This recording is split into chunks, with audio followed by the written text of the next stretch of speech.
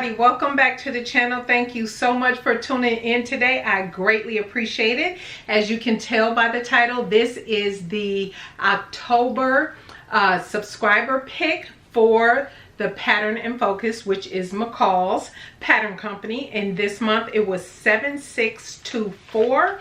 So I am coming in with a full review of this pattern. It is not a sew with me or a sew along, only because I have a couple good references for you that I do highly suggest you go check out. So welcome to everybody who's just tuning in for the first time. If you think you might like this video and this content, feel free to go ahead and subscribe, and don't forget to thumbs up this video on your way out. All right, so let's jump into it. This was the pick that you all selected from the community tab. Remember, at the time you're watching this, is still you can still vote on November's pattern. There are 3 patterns out there for the month of November that I'll be doing next month, and so pick one of those, and yes, that will be the pattern that I will focus on in the month of November. So as you can tell, Purple Dane, that's what we decided to call her, the dress form. If you all saw, it's probably a couple videos back now, I padded this dress form up, and so using the Benjoy padding system. So if you missed that video, go check that out. I'll leave a link to the iCards for that. But and I have not had a chance to respond to all of the comments. I have seen majority of them, so I know there was a couple suggestions to use a bra, an old bra, to finish padding out the bust area, and then biker shorts for the bottom. 2 things. One, I don't have any extra bras. Every bra that I have is in rotation. I actually need to make me some bras, but that's a whole nother story. But anyway, and so I have more in rotation because I end up washing the ones I have quite frequently because I only have a few. And so I don't have a bra to put on here to fill out. That's one. The biker shorts idea, love that. I might have some old ratty ones maybe that I really don't use. I'll have to look and see, but those are some lovely options. I greatly appreciate it, and thank you all for watching that video and all of your suggestions. So yeah, Purple Dane, that's what we're going to call her. Something nice and fun, and pretty much goes with who I am. But I went ahead and put her on, the dress on her, and we're going to get into the specifics. So overall pattern review, I have, this is again 7624, and I cut out the largest size. So couple references. The reason I did not do a sew along, because Indoor Shannon here on YouTube did a full review, actually for the same view that I made. I made view D from 7624, and she also made view D. And so I say go watch her video. There are a couple things I'll pop in here that I wanted to show you, because she French seamed, I French seamed as well, but she didn't French seam the underarm, and I did. So I just want to kind of explain how I did that, seeing that the side seams has ties on it. If you decide to do the ties, if you don't do the ties, that part won't matter. And then I wanted to show, because it was a little confusing based on the step in the pattern about the facing and how it goes in. And so I just showed a quick clip and how you pin it in or clip it in, because I didn't use pins with this fabric. And so yeah, that so watch Indoor Shannon for her sew along, and when she gets to this neckline piece, make sure you watch that all the way through, because she had went back because she had missed a step in the pattern. But no worries, it's a good sew along. I still thought it was a good sew along. And so yeah, goes together beautifully. There are a couple tricky bits, however, it really is a good pattern to, if you don't have to go through as much as I went through to put this together, and I'll share that with you here. You'll get it done. You can get this done in a day. Also watch Virginia's Daughter. I believe is Virginia's Daughter Sewing. I'm gonna link both of Indoor Shannon and Virginia's daughter's video down below. And the video I'm gonna link for Virginia's daughter, she made 4 of these, and I want to say all of hers, was any made out of a rayon? I feel like they were all made out of either a linen, maybe there was a rayon in there, and cotton. I don't know if one of those were Ankara. I cannot remember. I can't remember at the moment, but I will link both of their videos down in the description box. I highly suggest you go watch them. Definitely watch if you want to see how the different versions work up, and a quick overview of the different versions. Watch Virginia's daughter's video because she made all of the views. So let me just jump into what I did. Again, I did view D. I cut out a size 20. The size 20 is for a full bust of 44, a waist of 37, and a hip of 46. Now, there is quite a bit of ease in this pattern. So, and I don't think I wrote down the ease, and the pattern pieces is not in front of me. I forgot to write down the ease, so apologies for that. But there is quite a bit of ease in the pattern. So I went to grab the pattern just so you know. So with 22, with the size 22, the finished garment measurement on the pattern is 49.5 inches. And so at the time when I measured myself, so for the padding video, depending on the bra I'm wearing, is 47, because apparently that bra is pushing things up quite a bit. So that's what we went with, the 47. And so I figure with a size 22, 2.5, 40, if I'm 47 and then this is 49.5, 2.5 inches of ease in there. And so, and you'll see how this flowed on me. So that is how much ease is in the bust area. So just to give you, you know, that, what is that? Then that's like 5 inches, 5.5 inches of ease that you're looking at. And so, so as we get into the actual sewing, it is suggested, and actually Indoor Shannon mentioned it in her video as well, her sew along actually, that if you're going to use a fabric like mine, because this here is a polyester and it is a very let me just, I wanted to just get a piece for you. It is very, it's not super duper sheer, but I will be wearing this cami underneath, and I had on a slip as well when I took the pictures. And I pretty much figured as much when I picked this, because if you can see, yeah, you can see me. And this is polyester, so this was a beast to work with. Highly suggest, if you're going to use something like this, or a rayon, a challis, something like that, viscose, go ahead and use a microtex needle. And so you don't have to worry about the threads just really expanding because you're punching holes in it. So the entire garment for me is French seam. The whole thing, bodice, skirt piece, everything is completely French seam, and it is because of the weight of this fabric. And when I tell you shifty, now I have spray starch, and I do have the what is it called? It is called Terrio Magic, but, and I've talked about this, how it does stiffen up fabric like this. But at the time, I think sometimes I cut out projects in advance, and then, you know, they're folded, and I just let them sit on the table, or on the, you know, on the small pile on the floor or something. Fabrics like this, I never like hang or allow it to drape or hang off a table or anything like that, because you'll really distort it. And so I just wasn't thinking to use either of those to kind of help with the shifting nature of this fabric, because the fabric is absolutely beautiful. For me, because I do want to make this dress again. This dress is absolutely, the pattern is really good. But in this type of fabric, no, absolutely not. It was a bit of a headache because it shifted so much. And this fabric is gorgeous. Isn't it beautiful? I love it. Oh, I got this from, I won this from Anne Marie's workshop when she did the Sew Reversible Challenge. And so I received the fabric. This was my winning, and I decided I'm going to do this dress because I wanted to use all of the fabric. And this dress calls for a lot.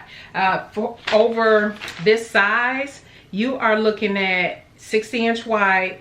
You are looking at 4 yards. Let's just say 4 yards of fabric. And so that's how much I had. I used all of that fabric. I just have like little scraps left that I was able to put in my scrap bin.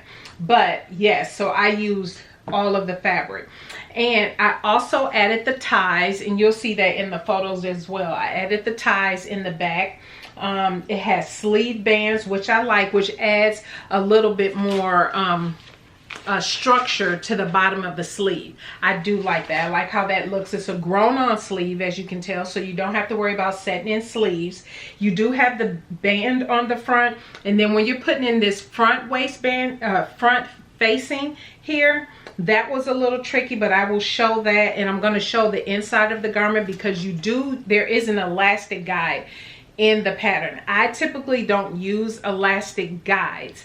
I just usually put the elastic around me, or if it's just for the back, measure from my side to see what I like, and then go with that.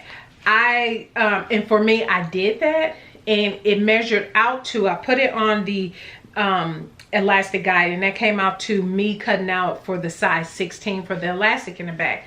That was a bit of a mistake.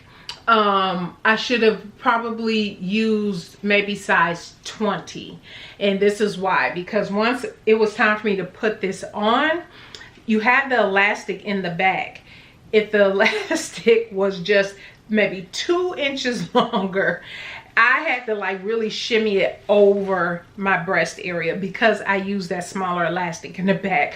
But at the same time, once it's on, I just like how it really fits up in here. So, you know, it was kind of a pro-con, but I got in it. I mean, it wasn't struggle bus. It was just like, oops. If I had a little bit more elastic, I could have just easily just pulled it over, because you know there's no closures on the dress, and so it's a pull over your head dress. The interfacing I use is that new. I wanted to mention that specifically because I did use that new interfacing that I told you that Myra had told me about, and I had picked up quite a few yards of it. What is it? I had to go look. It is the Pelon P44F lightweight fusible, and that worked beautifully for this. And let me tell you why, for a couple reasons. This fabric, because it is polyester and you see how sheer it is, it does not hold a crease at all. The only parts of this that really held when I was pressing were the parts that were interfaced. And so that interfacing worked really well with this. No bubbling or anything. The only parts where I think there for me that there might have been, like, this is not laying completely down, and that's because throughout the project I was trying to be really careful and mindful, because I could see this fabric just like growing, and you know the seams were, you know, starting to wave out and everything. I was really trying to be careful. So I think up in here is where some of that waving happened.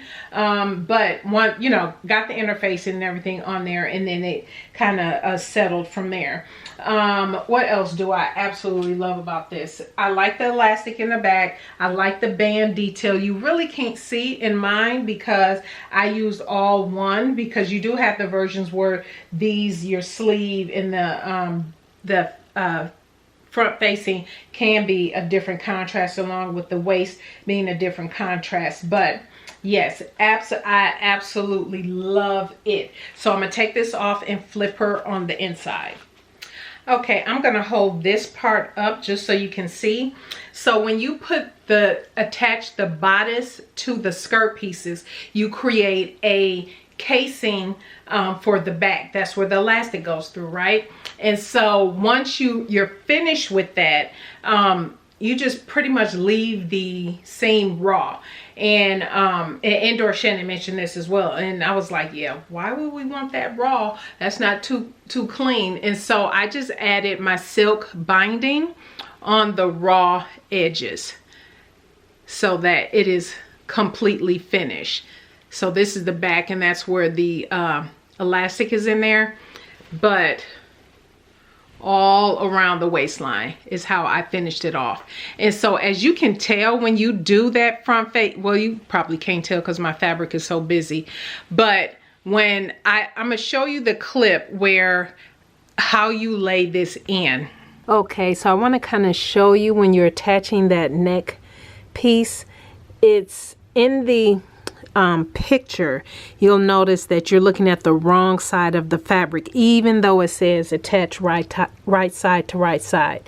So you will be doing that, attaching it right side to right side, and that folded edge will be your clean finish.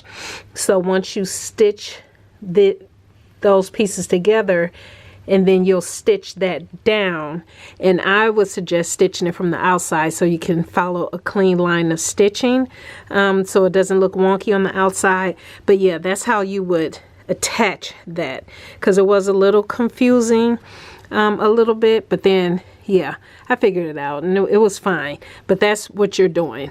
Even though it says right sides together, you do see the wrong side of the dress on the inside. But once you start attaching that neckline all the way down to the hem, and you turn that in because you've already turned this in, once you stitch and press that in, it'll just cover all the way and look really nice on the inside. So just wanted to show that piece. So that's the explanation I wanted to share on how you lay that in, because it might seem confusing when you're looking at the picture in the instructions, but that's how you put it together.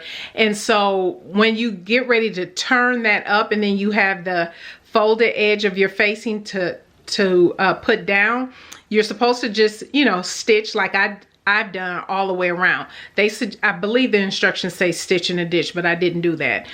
What I did was use heat bond to hold all of the facing down all the way around, because again, this is shifty fabric, and I didn't want, you know, bubbles or puckers as I was stitching around. So I did that first, and that worked for me. I did not stitch in the ditch. I'm actually going to show you. Actually, I'm going to turn it back out. But I'll turn the right side back out. But as you can see, she is completely French seamed. She is clean on the inside. And this is how my underarm looks. And this is also what I wanted to show you. So when you do the French seam for the underarm, and I'll drop that clip in here. Okay, so I am showing you how I'm French seaming the underarms.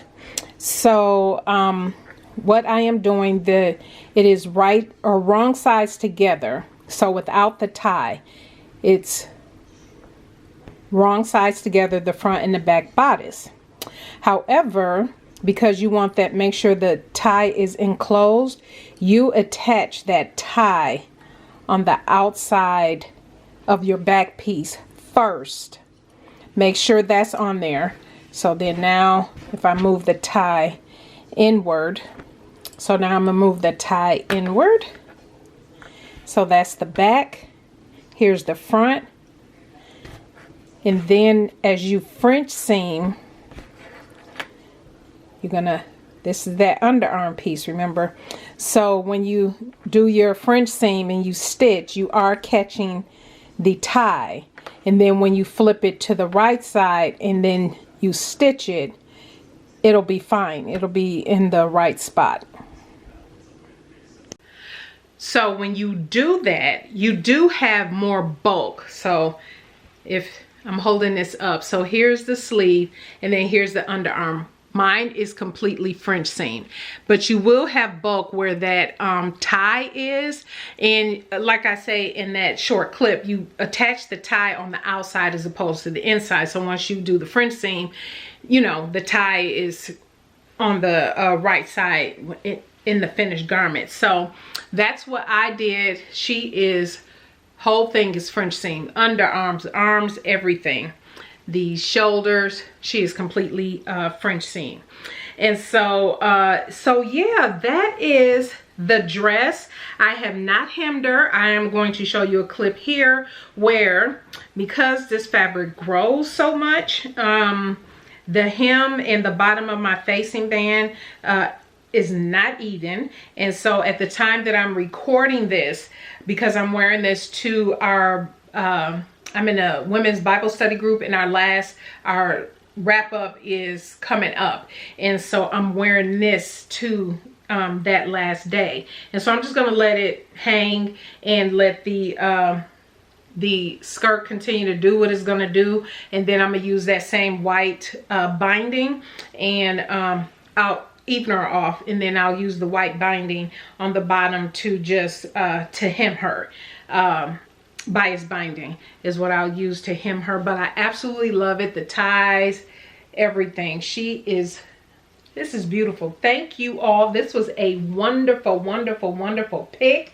I'm gonna pop up some pictures in short video. The pictures and video you see that are being popped up is not the day that I'm out. I just took those pictures, so I have something for video today. And so but the way you see it styled and everything, I'm just gonna style it the exact same way when I do wear her out into the wild for lunch with the ladies. And so yeah, I just love it. I love the fit. I love how it drapes and everything. This is a beautiful dress, and I actually want to make another one. I really do. And I would make mine in the rayon, in the viscose or rayon chally. I can also see it in an Ankara for sure, and playing with the contrast for the waistband, the sleeve band, and then this front band for sure. And yeah, definitely. I don't know every time I would do the ties. I think the ties for this, because I want to use up pretty much all of the fabric, I did the ties for this, but I don't know if I would necessarily do the ties for all the other versions I would do in this, but I love it. Let me know what you all think. Let me know what you think. And thank you again for choosing McCall's 7624. This is a good one. I highly suggest, I think this one is still available. Highly suggest picking it up. Highly suggest giving it a try. And yeah, this is good. So if you have, and I don't have any other notes, but if you have any questions, definitely leave them down in the comment section below. Wednesday's video will be the fabric that I had received, and I'll go through that. And then we have the Summer Buzz and a collab next week Sunday, because it'll be November. Can you believe it? Where's the time going? But anyway, everybody, thank you so much for tuning in today. I greatly appreciate it. You all have a blessed rest of your week. Let me know what you think, and don't forget to vote on November's pattern. All right, everybody, have a blessed one. Bye.